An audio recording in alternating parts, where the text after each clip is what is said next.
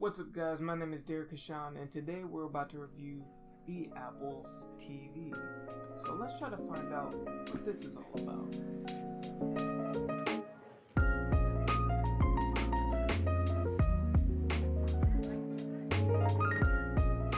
Alright, so now let's get into the specs on this thing. For around $179 you can get a 32GB Apple TV. Now you might have to pay more for the 64 gig version or not. I'm not really sure. Most likely you do, but we're going to talk about the 32 gig version, which I have right here.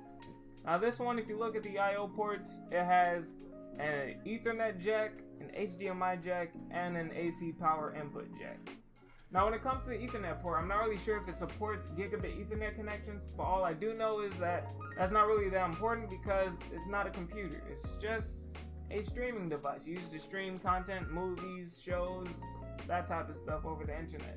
So all it's for is just to connect to the internet if you don't have a Wi-Fi connection.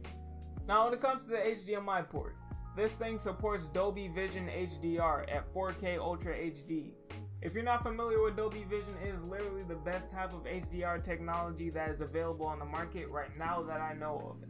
And to tell you the truth, you can't really get the full experience of the 4K Ultra HD HDR Dolby Vision unless your monitor supports it, which is usually only for monitors that are either Dolby certified or say that they are able to display HDR content, which is usually awesome because you can see deeper blacks and brighter whites, and it gives you so much more contrast, and it's just like it really pops. It's pleasing to the eyes. And another thing with the HDMI cord that may be a downer, the fact that I said this thing uses Wi-Fi as well, it also uses Bluetooth, and the way that ties in with the HDMI cord is that if you don't have Bluetooth speakers, you're gonna have to get either a monitor or a TV that has speakers built into it, because quite frankly, I mean, the box itself doesn't have speakers.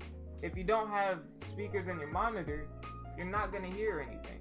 I don't really know what's up with Apple and not having these headphone jacks lately. But yeah, all I'm trying to say is that if you don't have speakers in your monitors or in your TV, you're gonna need a Bluetooth speaker of some sort to get the audio from this device, because it sends audio signals through the HDMI to your monitor or TV. But the awesome thing about that, it does not ruin the audio quality of the video, because quite frankly, this thing supports up to 7.1 channels of Dolby Atmos sound, which quite frankly is the best type of sound system that you can have. Now, just to give you a perspective on this, movie theaters, the type of sound that you have when you're in a really immersive movie theater experience, you know, when you're like directly in the center of the seats and you can just hear the surround sound, like every time something happens behind the character on the screen, you can hear it from the speakers behind you, and so on and so forth. Now that's the type of immersive experience that this thing can provide for you.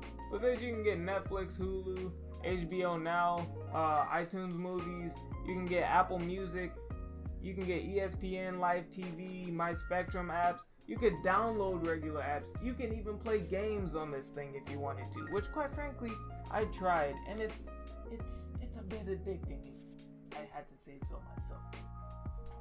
Especially with the driving games that they have on here. Like, I'm pretty sure it uses gyroscopic sensors in the remote so that you can steer the car, the virtual car, just by turning the remote as such. And to tell you the truth, it's so awesome. The controls are easy to use, and like, it is just so awesome, seamless and effortless, the way that they were able to blend it into this type of operating system, or whatever the heck you want to call this. I mean, it's not a computer, so operating system, I guess you can call it that. Long story short, now with the remote, it's a pretty simplistic design. It has a regular iPhone charging port, which usually if you have an iPhone, you can just charge it up with the iPhone charger, which is pretty handy if you have an iPhone already. But if you don't have an iPhone, it could be pretty detrimental to your paycheck, because the iPhone chargers are not cheap. You can't just go to the store and get like a $2 charging cord or something like that. These things cost at least $11 for a regular sized cord.